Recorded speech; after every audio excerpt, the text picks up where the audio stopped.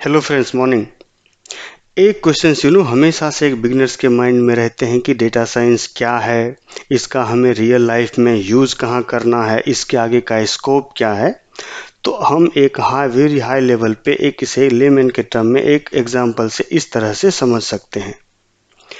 अगर मैं आपको भारत के किसी भी छोटे बड़े शहरों का लोकेशन का डेटा शेयर करूं और आपको बता दूं कि इन शहरों में किस जगह पर कौन सी दुकान है, कौन सा मॉल है, या फिर यूं कह सकते हैं कि किस इंसान का घर है, तो उस डेटा को देखकर आप लोग हमें कुछ इस तरह की बात बताएंगे कि 20 से 25% लोग फ्राइडे को, आप यूं कह सकते हैं कि जब आपका ऑफिस ख़त्म होता है उसके बाद घर से बाहर पार्टी करने के लिए निकलते हैं।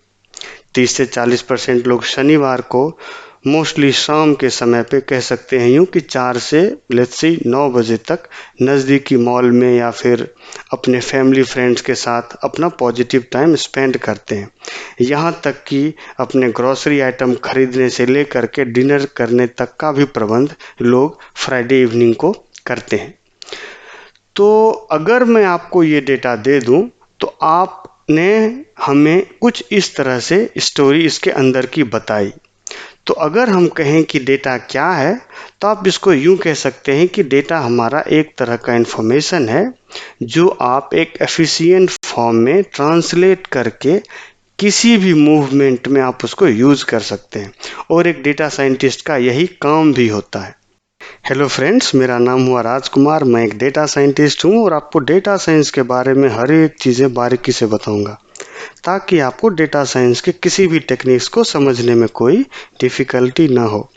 हमने डेटा साइंस लैब नाम से ये चैनल बनाया है जिसमें टॉपिक वाइज कंसेप्ट्स को हम रियल टाइम एग्जांपल्स के साथ रिलेट करके उसके वेरियस कॉन्सेप्ट्स को समझाएंगे। I hope you will enjoy it. अब हम आपको थोड़ा फ्लैशबैक में लेकर के जाते हैं। अगर हम आज से 20 से 25 साल पहले की बात करें, जिस समय मार्केट में इंटरनेट थे नहीं, हमारे पास बहुत ही लिमिटेड डेटा हुआ करते थे। हम उसको ऑफलाइन सॉफ्टवेयर्स पर छोटे छोटे कैलकुलेशंस कर लेते थे और अगर उन सब डेटा को एक एक्सेल में रख कर रिसर्च करते थे तो हमें मार्केट का ट्रेंड पता लगता था। बट कंडीशन ये था कि हमारे पास बहुत ही लिमिटेड डेटा थे और इन पर वर्क करने में हमें उतनी डिफ़िकल्टीज भी नहीं होती थी। उस समय तक हमारे पास स्मार्टफोन्स नहीं थे। अगर एडवांस कंप्यूटेशनल टेक्निक्स की बात करें तो हमारे पास नहीं थे, ना ही उस टाइप के डिवाइसेस मार्केट में अवेलेबल थे, और जो भी हार्डवेयर या फिर प्लेटफॉर्म डिपेंडेंट सॉफ्टवेयर्स थे वो बहुत ही कॉस्टली हुआ करते थे। तो अगर हम इसको यूं कहें कि ये एक खास किस्म के टेक लवर्स या फिर जो इस फील्ड से बिलोंग करते थे, यह सिर्फ लिमिटेड उन्हीं के पास हुआ करता था। फिर 90 में इंटरनेट मार्केट में अपनी एग्जिस्टेंस दिखाने शुरू करे। स्मार्टफोन्स आए तो नहीं थे, लेकिन हमारे डेटा थोड़े थोड़े इमर्ज होने लगे। तो जहाँ तक डेटा का सवाल है तो पर्सनल कंप्यूटिंग या फिर RDBMS, डेटा वेयर हाउसिंग, या फिर जो कुछ इस तरह की टेक्निक्स थे, टेक्नोलॉजीज थे, तो हम इन सब चीज़ों की मदद से अपने बिजनेस में प्रॉब्लम्स को इजीली सॉल्व करने लगे। और यह सब टेक्निक्स हमारे डेटा एंट्री या फिर यूँ कहें उसके मैनिपुलेशंस करने के समय को रिड्यूस करना शुरू कर दिया। और इन सभी कंसेप्ट और टेक्नोलॉजीज के कारण बिजनेस इंटेलिजेंस के छोटे छोटे टूल मार्केट में आने लगे। धीरे धीरे मार्केट में इंटरनेट छाने लगा, स्टोरेज कैपेसिटी हमारे बढ़ने लगे। रीज़न क्योंकि हमारे स्टोरेज चीपर होते गए। मॉडर्न अगर कंप्यूटिंग डिवाइसेस की बात करें तो मार्केट में आने लगे जो डेटा प्रोसेसिंग के कैपेबिलिटीज़ को बहुत ही बढ़ाने लगा, और अलग अलग दूसरे सेक्टरों से भी डेटा इसी तरह से प्लेंटी अमाउंट में जनरेट होने लगे। फिर लोग ऑफलाइन से ऑनलाइन मोड में आने लगे। मार्केट में फेसबुक आया 2004 में, यूट्यूब आए 2005 में, ट्विटर भी 2006 तक मार्केट में आ गए।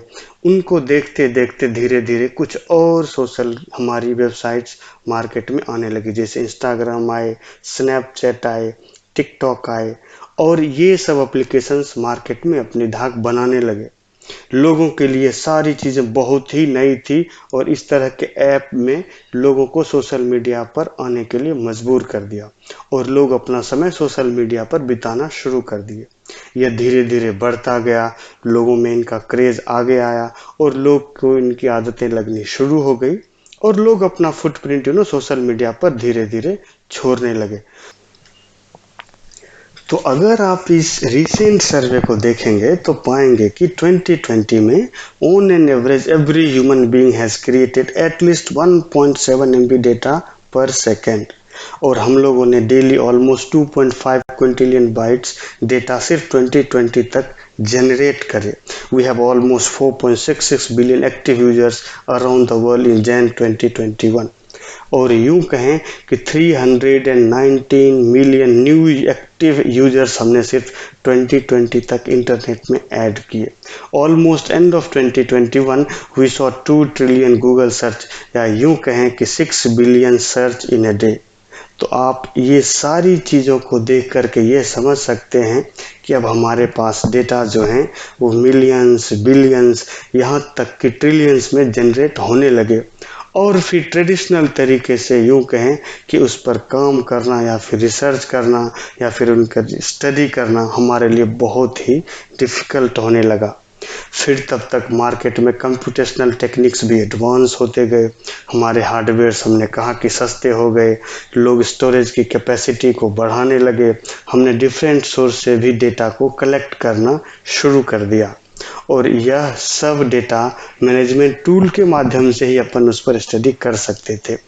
और जब हमने उस पर रिसर्च करना शुरू किया तब तक मार्केट में हमने कहा कि BI के छोटे छोटे भी या फिर उनसे थोड़े बहुत एडवांस टूल भी मार्केट में आने लगे जो इन सब वर्क के लिए बहुत ही फास्ट था, रोबस्ट था और ये भी कह सकते हैं कि हमारे लिए तब तक के हिसाब से परफेक्ट था क्योंकि यह एक डेटा को एक अच्छे मीनिंगफुल साइट्स में बहुत ही जल्दी बदल सकता था और अपन उस डेटा के हेल्प से कुछ अच्छे डिसीजंस भी ले सकते थे जो हमारे बिजनेस को बहुत ही ग्रो करने में मदद करता था।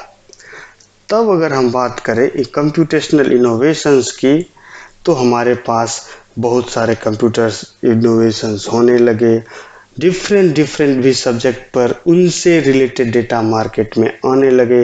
मार्केट में मशीन लर्निंग आई, आर्टिफिशियल इंटेलिजेंस के कंसेप्ट आए, लोग रोबोटिक्स पे भी काम करने लगे जो हमारे कार्य को बहुत ही सरल और आसान बनाने लगा। लेकिन अगर हम अपन उस एग्जाम्पल की बात फिर से करें जो हमने शुरू में करा था तो आज के समय में उन डेटा का उपयोग करके हम वहाँ के आसपास के छोटे बड़े जो भी हमारे मॉल हैं या दुकान है या रेस्टोरेंट हैं तो वहाँ का डेटा हम स्टडी करके उनके लिए एक मीनिंगफुल इंसाइट दे सकते हैं या यूं कहें कि इन सब की मदद से हम उनके बिजनेस को बहुत ही आगे ग्रो कर सकते हैं जो हम सब के लिए भी बहुत फायदेमंद होगा।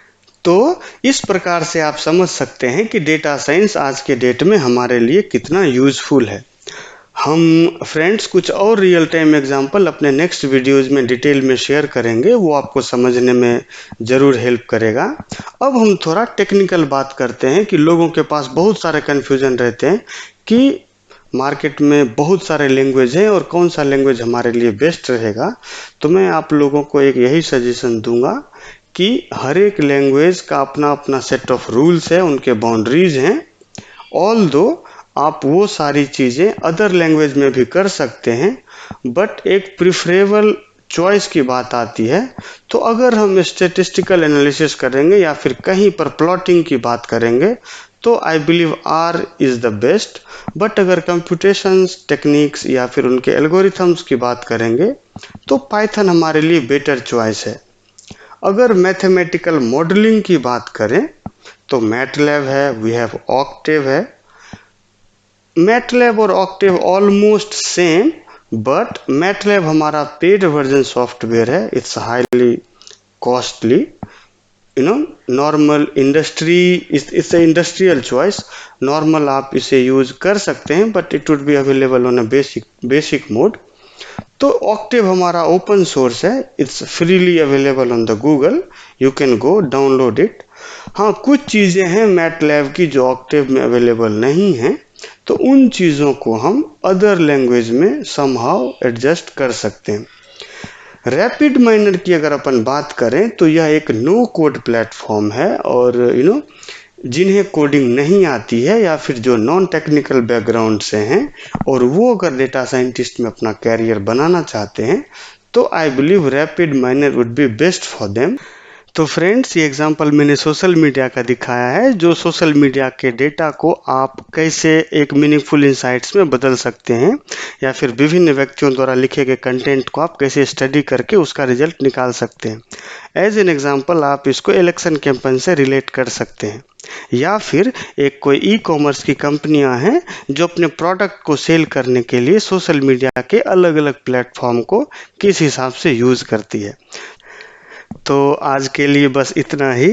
हम कुछ और रियल टाइम एग्जांपल के साथ अपने नेक्स्ट वीडियोस में हाजिर होंगे। जैसा कि हमने पहले भी कहा, आपको अगर मेरा वीडियो पसंद आए तो कृपया आप इसे लाइक करें, फॉलो करें, कमेंट्स करें, शेयर करें। धन्यवाद। Thank you.